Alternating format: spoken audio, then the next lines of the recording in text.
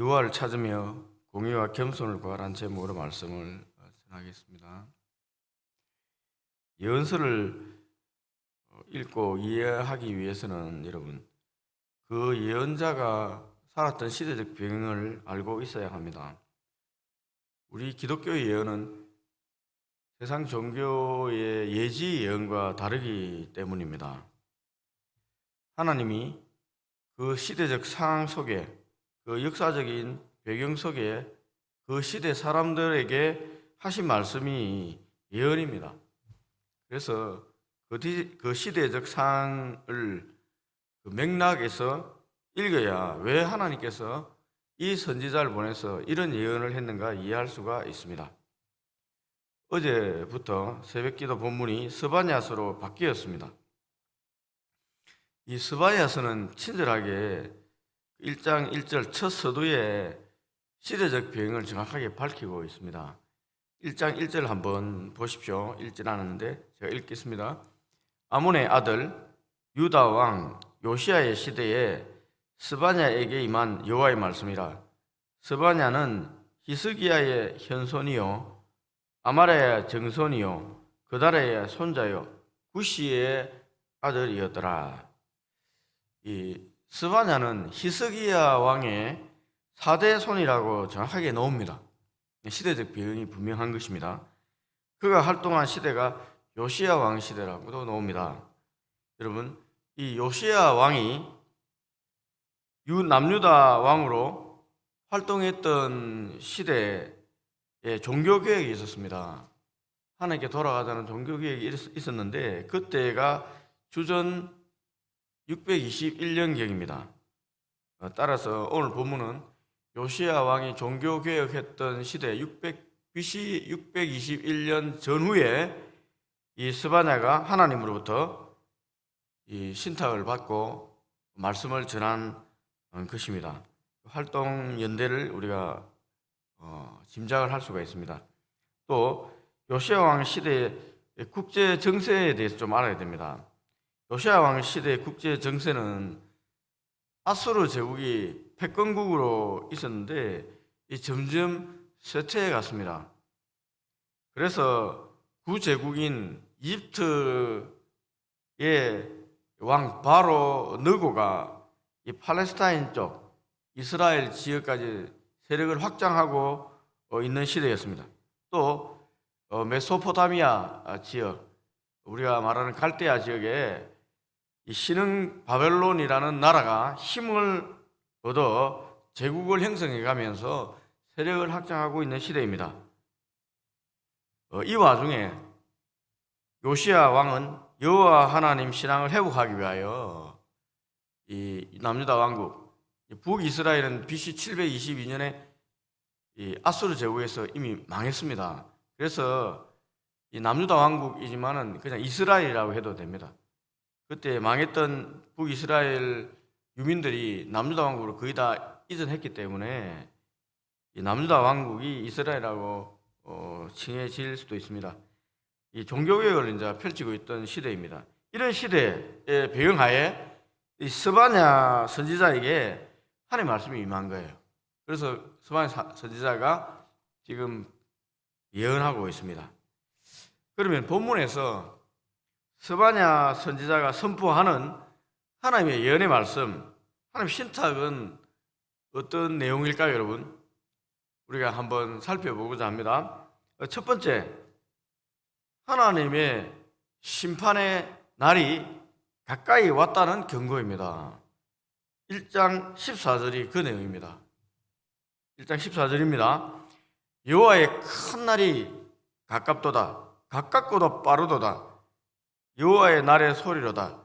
용사가 거기서 심히 슬피 우는도다.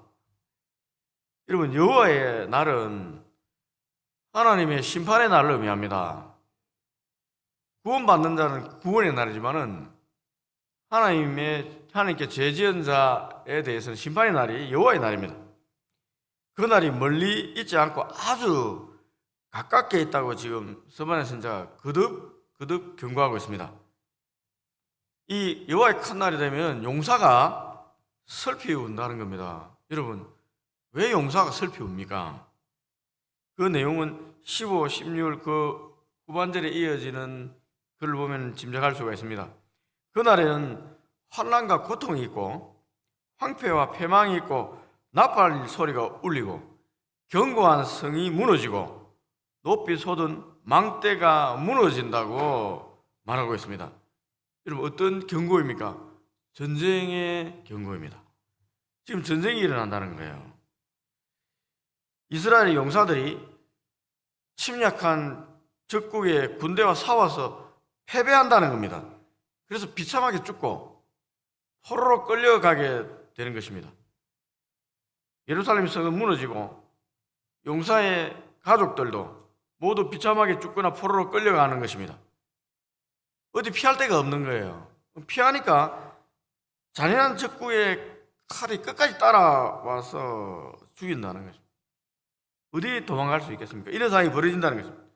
그래서 17절 보면은 피가 쏟아지고 살이 분토같이 된다고 얘기하고 있습니다. 여러분, 이런 비참한 전쟁에 패한 용사가 할 수 있는 것은 우는 것밖에 없습니다. 통곡하는 거예요. 애국하는 것입니다. 그러면 여러분, 사랑과 인자가 한이 없는 하나님께서 왜 이처럼 하나님 백성 이스라엘을 이렇게 비참하게 심판하시겠다고 거듭 경고하고 있는 것입니까? 17절에 답이 있습니다. 17절 중간을 한번 보세요. 이는 그들이 나 여호와께 범죄하였습니다. 하나님께 죄를 지었다는 것입니다. 도대체 이스라엘이 하나님께 어떤 죄를 지었길래 이처럼 잔인하고 단호하게 심판하시겠다고, 그리고 아예 멸절하겠다고 하시는 것일까요, 여러분? 완전히 멸절시켜 버리겠다고 경고하고 있습니다. 18절을 보면은 짐작할 수가 있습니다. 18절입니다. 그들의 은과 금이 여호와의 분노의 날에 능히 그들을 건지지 못할 것이며 이 온 땅이 여호와의 질투의 불에 삼켜지리니 이는 여호와가 이 온 땅 모든 주민을 멸절하되 놀랍게 멸절할 것입니다. 여러분, 이 금과 은이 그들을 구원하지 못한다고 지금 하나님께 조롱하고 있습니다. 하나님 버리고 우상숭배를 했다는 것입니다. 이방신을 따라간 거예요. 금과 은, 이거는 이중적인 의미가 있습니다. 금은으로 만든 우상을 얘기할 수도 있고 금과 은, 재물을 상징할 수도 있습니다. 그래서 하나님께서 이 우상숭배하는 이스라엘을 향해서 질투의 불이 놓은 거예요. 그래서 삼켜버리는 것입니다. 이 심판의 경고는 하나님께서 십계명을 주실 때, 시내산에서 모세에 주실 때 분명히 우상숭배하면은 질투하는 하나님께서 가만두지 않겠다고 경고하신 그 경고가 성취되는 것입니다. 출애굽기 20장 3절 5절 말씀입니다. 분명히 경고하셨어요. 너는 나 외에 다른 신들을 네게 두지 마라. 너를 위하여 새긴 우상을 만들지 말고 또 위로 하늘에 있는 것이나 아래로 땅에 있는 것이나 땅 아래 물속에 있는 것의 어떤 형상도 만들지 말며 그것들에 절하지 말며 그것들을 섬기지 말라. 나 내 하나님 여호와는 질투하는 하나님인즉 나를 미워하는 자의 죄를 갚되 아버지로부터 아들에게로 3, 4대까지 이르게 하거니와 라고 되어 있습니다. 분명히 경고하셨잖아요. 나 여호와는 질투하는 하나님. 질투하는 하나님께서 질투의 불이 지금 녹고 있는 것입니다. 하나님보다 여러분 더 사랑하는 것이 다 우상입니다. 그때 하나님 질투가 시작되는 거예요. 여러분 질투가 뭔지 알잖아요, 여러분. 질투의 불이 놓으면 얼마나 잔인합니까? 이스라엘이 하나님보다 더 사랑한 것이 무엇입니까? 어떤 우상입니까? 오늘 본문에 보면은 금과 은으로 되어 있습니다. 금과 은.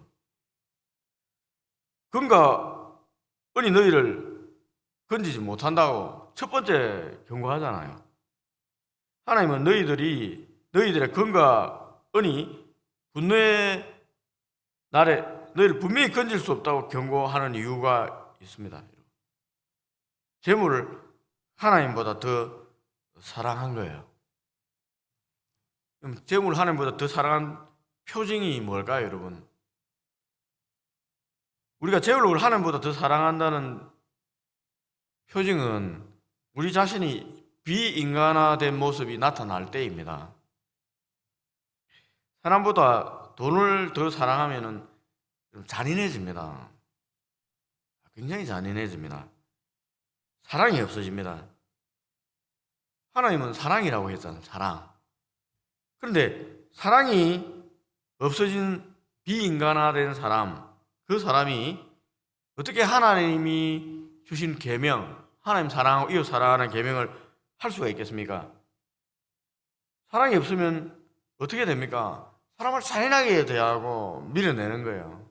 이 비인간화된 모습을 보면, 야, 저 사람이 하나님보다 돈을 더 사랑하는구나, 이렇게 생각할 수도 있습니다.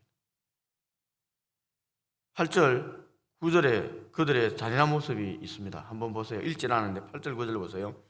여호와의 희생의 날에 내가 방백들과 왕자들과 이방인의 옷을 입은 자들을 벌할 것이며 그날에 문턱을 뛰어넘어서 포악과 거짓을 자기 주인의 집에 채운 자들을 내가 벌하리라 라고 되어 있습니다.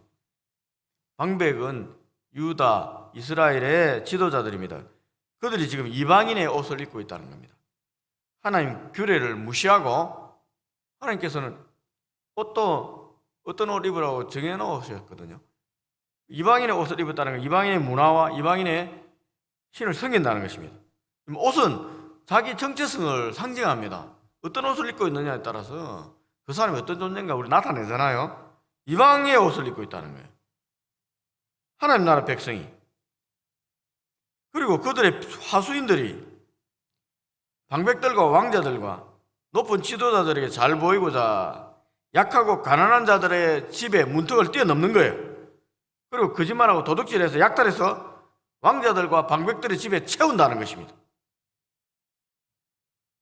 은과 금이 최고로 여기는 사회가 되었다는 것을 상징적으로 보여주는 겁니다. 여러분, 이 물질이 최고의 가치를 지닌 사회는 어떤 사회가 됩니까? 긍휼이 없고 잔인한 사회가 되면 어떻게 정의와 공의가 없어진다는 거예요. 돈이 최고니까 돈만 있으면 이 정의를 무시하는 거예요. 하나님 무시하니까 정의가 없는 사회가 됩니다. 여러분, 하나님께서 한 사회, 국가 단위를 멸절시키겠다고 경고하신 내용이 많습니다. 어떻게 한 나라, 한 사회가 멸절할 죄를 지었는지 판단합니까? 그것은 정의와 공의입니다. 정의와 공의가 사라지면은 하나님 나라 이스라엘이라도 멸절시켜버리는 것입니다. 가진 자가 약한 자를 약탈하고 착취하는 것 합법적으로 용납해주는 사회가 되면 어떻게 됩니까? 이 사회는 자정 능력을 상실한 거예요. 정의를 회복할 능력이 상실한 거예요. 그럼 어떻게 됩니까? 하나님께서 쳐서 나를 없애버리는 거예요. 더 이상 회복이 될 수 있는, 스스로 회복할 수 있는 능력이 없으니까 멸절시키는 것입니다. 그리고 다시 또 시작하시는 거죠.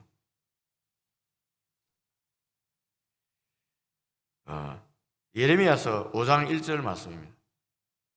예레미야 선지자는 BC 586년에 남유다 왕국이 바벨론에서 멸절할 때 살았던 예언자거든요. 그때 하나님께서 왜 멸절시키는가 정확하게 이유를 밝혔습니다. 5장 1절 말씀입니다. 너희는, 예레미야가 하나님께 받은 신탁입니다. 너희는 예루살렘 거리로 빨리 다니며 그 넓은 거리에서 찾아보고 알라. 너희가 만일 정의를 행하며 진리를 구하는 자를 한 사람이라도 찾으면 내가 이 성읍을 용서하리라. 이제 멸망하기 직전에 하도 답답하니까 하나님께 예레미야 선지자에 말했어요. 내가 왜 이 하나님 나라 너희들 성을 멸절시키는가? 예레미야야, 선포해라. 백성들에게. 너희들 예루살렘 성읍을 다 다녀봐라. 넓은 거리로. 하나님께서 정의와 진리를 행하는 사람 딱 한 명만 찾아내면은 내 성읍을 용서할게. 근데 예루살렘 성은 BC 586년에 바벨론 제국에서 멸망당했습니다. 이 말은 뭡니까? 한 사람도 정의를 행하는 사람이 없었다는 거예요. 한 사람 못 찾아냈다는 거 아닙니까? 그래서 멸절한 것입니다. 우리 시대는 어떻습니까? 지금 우리가 살아가는 시대. 정의와 공의를 지킬 최후의 보루로서 하나님 말씀을 가지고 있는 우리 교회가 지금 정상적으로 작동하고 있습니까? 교회가 얼마나 많습니까? 교회 한 명이 정의를 행하면 나라는 망하지 않아요. 우리 교회가 이제 정상적으로 정의와 공의를 행하는 진리의 기둥으로서 작동하고 있냐는 거예요. 아니면 우리 교회도 세상의 영향으로 세속화되어서 교회도 정의와 공의를 잃어버리고 세상처럼 비인간화되고 이 불의한 공동체가 되어가고 있습니까? 교회도 힘없고 돈 없고 약한 사람이 오면은 무시당하고 힘있고 돈 있고 높은 지위가 있는 사람은 대접받고 하는 이런 구조가 되어 있습니까? 한번 생각해 보세요. 우리 교회가 그런 구조와 비슷하다 되면 세속화되는 거예요. 우리 교회 문턱이 낮아져서 가난한 사람이 쉽게 교회에 올 수 있습니까? 여러분, 이게 굉장히 중요한 것입니다. 전에도 설교할 때마다 하지만 여러분, 교회 건물이 번듯하면 뭐가 문제입니까? 가난하고 어려운 사람이 교회에 들어오기 어려워요. 왜? 교회가 크고 멋진 건물을 가지고 있으면 왠지 그렇잖아요. 이것도 생각해야 됩니다. 그러니까 교회는 건물이 아니라고 했으니 우리가 그만큼 더 낮아져야 되는 거예요. 더 낮아져서 해야지 들어올 수 있습니다. 제가 한 이 질문에 좀 이상하다 생각되면은 여러분 우리 회개해야 됩니다. 그리고 낮춰야 됩니다. 세속화되고 있는 겁니다. 두 번째, 스바냐 선지자가 경고하는 말씀은 회개하고 하나님께 돌아오면은 살 길이 열린다는 복음입니다. 복음. 살 길도 경고하는 거예요. 2절, 3절이 그 내용입니다. 2장 3절입니다. 2장 3절. 여호와의 규례를 지키는 세상의 모든 겸손한 자들아, 너희는 여호와를 찾으며 공의와 겸손을 구하라. 너희가 혹시 여호와의 분노의 날에 숨김을 얻으리라. 하나님께서 하나님 찾고 겸손하면은 또 공의와 겸손을 추구하면은 용서하시겠다는 말이에요. 하나님은 인자가 한이 없는 분입니다. 사랑하는 자식이 잘못 나가면 끊임없이 경고하고 또 매도 때리는 겁니다. 수많은 선지자를 보내서 이스라엘을 향해서 하나님께 돌아오고 경고하셨습니다. 또 크고 작은 징계를 하셔서 깨닫도록 말씀하셨습니다. 하나님 징계도 사랑의 일환입니다, 여러분. 그런 하나님이 이번에는 스바냐를 통해서 이스라엘이라는 나라를 이방인 손에 붙여 멸절하겠다고 지금 강하게 경고하고 있는 것입니다. 이미 하나님이 이런 경고를 무시했다가 북이스라엘은 BC 722년에 아수르 제국에서 멸절당했습니다. 그때 피난온 북이스라엘 유민들이 남유다 왕국에 살고 있습니다. 그래서 이 사실을 너무도 잘 알고 있을 겁니다. 그 모습을 본 남유다 왕국 백성들도 잘 알고 있을 겁니다. 이 남은 남유다 왕국이 이스라엘이라 할 수 있는 이유가 여기 있습니다. 그런데 다윗의 후손인 남유다 왕국조차도 지금 우상숭배가 심해지고 있는 거예요. 불의가 넘쳐나고 있습니다. 하나님께서 돌이키라고, 안 그러면 북이스라엘처럼 멸절시키겠다고 지금 스바냐 선지자를 일으켜서 경고하는 겁니다. 돌아오면은 하나님 분노의 날에 살 길을 열어놓겠다고 말씀하십니다. 예수님도 여러분 이 땅에서 처음 외친 복음이 회개하라는 거예요. 회개하라. 하나님 나라 가까이 왔다. 하나님 나라가 이 땅에 임하는 날은 여호와의 큰 날입니다. 심판의 날입니다. 지금 우리에게도 동일하게 적용되는 하나님의 말씀입니다. 경고의 말씀입니다. 여호와의 날이 가깝도다. 가깝도다. 크고 가깝도다. 또 빠르게 임하도다. 회개하라. 하나님 나라 가까이 왔다. 주님의 이 경고를 듣고도 하나님이 드디어 온다고 생각해서 은과 금을 더 사랑하고 세상을 풍조를 따라가면은 여러분 그 날이 도적같이 임하는 것입니다. 여호와의 큰 날이 오면은 우리는 심히 슬피 우는 보문의 용사가 되는 겁니다. 새벽에 우리 마음을 살피고 하나님보다 더 사랑하는 우상이 있는지, 하나님 말씀을 어기고 세상 풍조를 쫓아서 잔인한 짓하고 불의한 일을 하는 것이 있다면은 좀 회개하면 좋겠습니다. 주님의 십자가 밑에 들어가서 회개함으로 하나님의 분노의 날을 피하여 숨는 은혜가 있기를 바랍니다. 우리 기도하겠습니다.